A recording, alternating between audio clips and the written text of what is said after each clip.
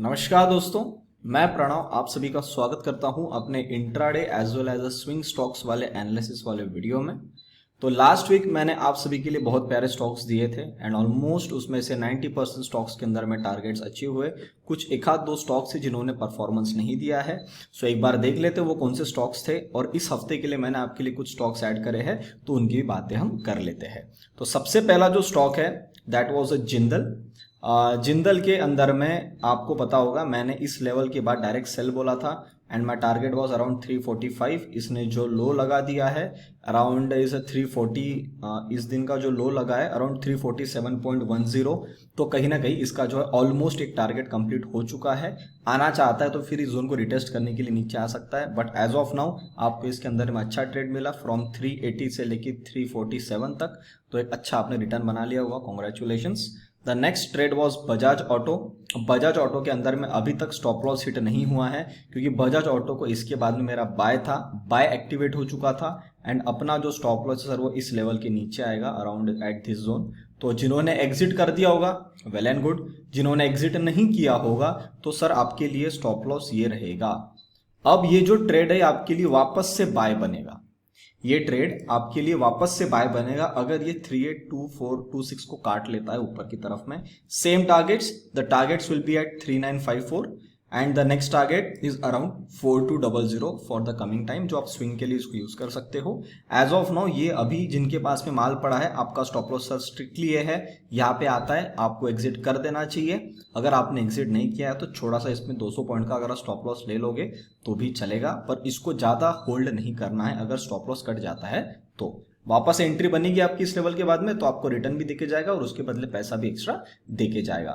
वेदांता, वेदांता के अंदर में अपना सेल एक्टिवेट हो चुका है। इस लेवल के बाद में बोल रहा था ट्रायंगल बन रहा है, इस लेवल के नीचे अगर आता है तो इसका ट्रेड चालू हो जाना चाहिए। तो अब ये रेड लाइन को मैं काट देता हूँ आपके सामने। अब हमारा जो है वो सेल एक्टिवेट हो चुका है and our target is around 260। ये अपना टारगेट है, अभी तक ये काम कर रहा है। आपका स्टॉप लॉस होना चाहिए अराउंड 310। इसके ऊपर में अगर क्लोजिंग दे देता है तो आपको अपनी गलती मतलब स्टॉप लॉस देके हमको मार्केट से बाहर हो जाना है, वरना इस ट्रेड को पकड़ के रखना चाहिए। मेटल सेक्टर के अंदर में थोड़ी करेक्शन बढ़ रही है तो वेदांता आपको एक अच्छा रिटर्न देके जा सकता है। श्रीराम ट्रांसपोर्ट, श्रीराम ट्रांसपोर्ट के अंदर में एक बाय था मेरा इस लेवल को काटते बराबर। एक टारगेट इसने पूरा किया है पर आके इसने फिर रिवर्स घुमा दिया, तो इसको हम एज अ लॉस कंसिडर करेंगे श्रीराम ट्रांसपोर्ट को। और अभी इसको हमको अपने लिस्ट में से हटा देना है, तो मैं जो श्रीराम ट्रांसपोर्ट है इसको लिस्ट में से हटा दे रहा हूं एंड जिंदल स्टील को भी लिस्ट में से मैंने हटा दिया है। ठीक है, the next stock is Bajaj auto. Bajaj auto की कहानी कर दिया हूं मैं, वेदांता की भी बात बता दिया मैंने। एसबीआई, एसबीआई के अंदर मेरा क्लियर कट बाय था एट दिस पॉइंट। ये एक लेवल मैंने आपको बताया था, मैक्सिमम जो लेवल मैंने आपको बता रहा हूँ 462 जितना मुझे याद है। तो 462 का लेवल भी एक अच्छा खासा टारगेट दे दिया। जिन्होंने इसके अंदर अच्छा पैसा बनाया कॉन्ग्रेचुलेशंस। अब ये मेरी लिस्ट में से हट चुका है, अब हमको एसबीआई के तरफ में भी ध्यान नहीं देना है। कोटक बैंक, कोटक बैंक के लिए मैं आपको वन डे के चार्ट में आता हूं। कोटक बैंक के अंदर मैंने आपको क्लियर कट इसके बाद बाय दिया था। फर्स्ट टारगेट सेकंड टारगेट दोनों अचीव कर दिए, खैर इसके ऊपर भी चले गया। तो जिनके पास स्विंग में होगा अब आपका टाइम आ चुका है कि आपको उसको निकाल देना चाहिए। जिन्होंने पहले इंट्राडे में निकाल दिया congratulations. Same goes with the BEL, BEL का बाय आप सभी को पता होगा, 1 आवर के चार्ट में आता हूं मैं। एंड बीईएल के अंदर मैंने आपको क्लियर कट बाय दिया था अबाउ दिस पर्पल लाइन। क्या बाइंग प्राइस था 199 के आसपास, मैंने आपको बोला था 208 जाने की पूरी संभावना है। बिल्कुल ये गया, तो इसका भी काम खत्म हो चुका है एक टारगेट का। दूसरा टारगेट मेरा 220 के आसपास में है, पर एक इंट्राडे के हिसाब से ठीक है। इसको फिलहाल मैं स्टॉक को रहने देता हूं। जिनके पास में पड़ा होगा स्विंग के लिए आप अपना stop loss cost to cost कर लीजिएगा। आपको इस ट्रेड में 1% का भी लॉस नहीं करना है, आपको कुछ ना कुछ प्रॉफिट इस ट्रेड में से लेके ही जाना है। ऐसा ही आपको स्टॉप लॉस रखना चाहिए। अगर मैं आपको टू बी वेरी प्रिसाइज बताऊं, जो रिसेंट में इसने स्विंग लगाया है 200 का, ये आपका स्टॉप लॉस होना चाहिए। एटलीस्ट ₹1 का प्रॉफिट तो आप घर में लेके जाओगे ही जाओगे। मैं ये एक्सपेक्ट कर रहा हूं कि आपने इस जगह पे अपना कुछ ना कुछ पार्ट प्रॉफिट बुक किया होगा। Next was the CEAT. CEAT के अंदर में अच्छी मूवमेंट चालू हुई हमको देखने को मिला। मैं वन डे का चार्ट में आता हूँ। वन डे के चार्ट के अंदर में आने के बाद इसने पहला टारगेट पूरा कंप्लीट किया। सेकंड टारगेट आने के पहले एक बार इसने नीचे घुमा दिया, तो अब जिन्होंने स्टॉप लॉस काट दिया सर कट चुका है। अब इसके अंदर मेरा कोई ट्रेड नहीं है। वापस से एंट्री जो भी लेना चाहते हैं इस लेवल के ऊपर में ले सकता है फॉर द टारगेट ऑफ 1400, पर वो एक ट्रेड था मेरा, एक टारगेट अपना ऑलमोस्ट पूरा हो गया, तो इसको अपन हटा देते हैं। सेकंड टारगेट के लिए इसमें नहीं बैठेंगे। इन्फोसिस अभी तक इसके अंदर में सेल एक्टिवेट होने का है और ये स्टॉक अभी भी मैं कैरी फॉरवर्ड कर रहा हूँ आप सभी के लिए आने वाले टाइम के लिए। मैंने आपको क्लियर कट बोला ये आपको बेचने का पूरा पूरा मौका देगा। अभी तक ट्रेड एक्टिव नहीं हुआ है। 1660 के नीचे आके जब काटेगा तो इसका ट्रेड एक्टिवेट होगा। स्टॉप लॉस आपको 1700 का रखना है उस टाइम पे, टारगेट आपका रहेगा 1620 and the last target will be around 1600 के आसपास में।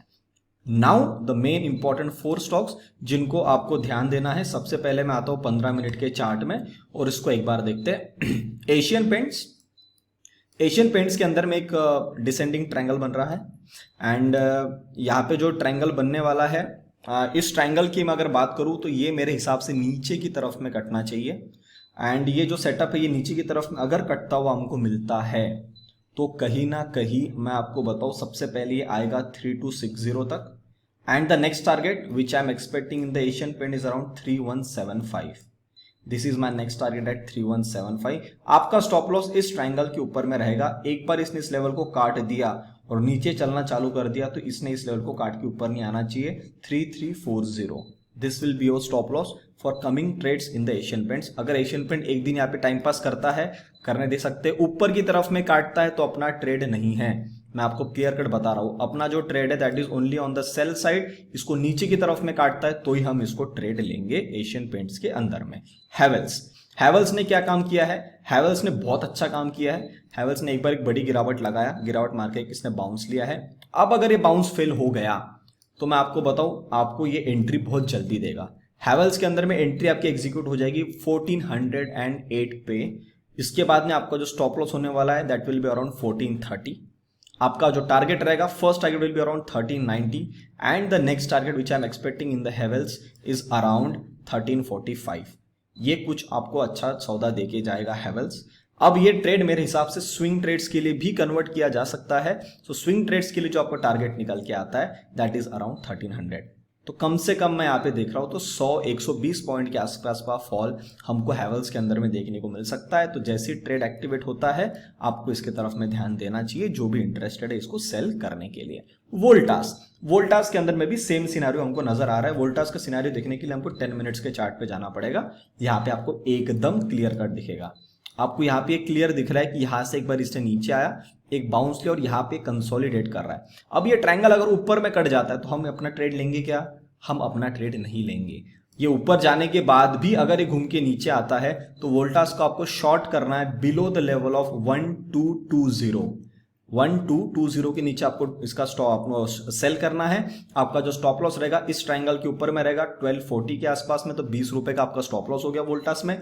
एंड आपका जो सबसे पहला टारगेट रहेगा that will be around 1185 around 35 points के आसपास में आपको यहाँ पे प्रॉफिट मिल सकता है फर्स्ट। एंड द सेकंड, अगर ये स्विंग में घूमता है और ट्रेड आपका कैरी फॉरवर्ड होता है तो सर आपको 1150 तक का भी टारगेट्स और वोल्टास के अंदर में बहुत आसानी से देखने को मिल सकता है। This was about the Voltas and the last stock for the day it is a Sun Pharma. Sun Pharma के लिए मैं आपको 1 आवर के चार्ट में लेके आना चाहता हूं।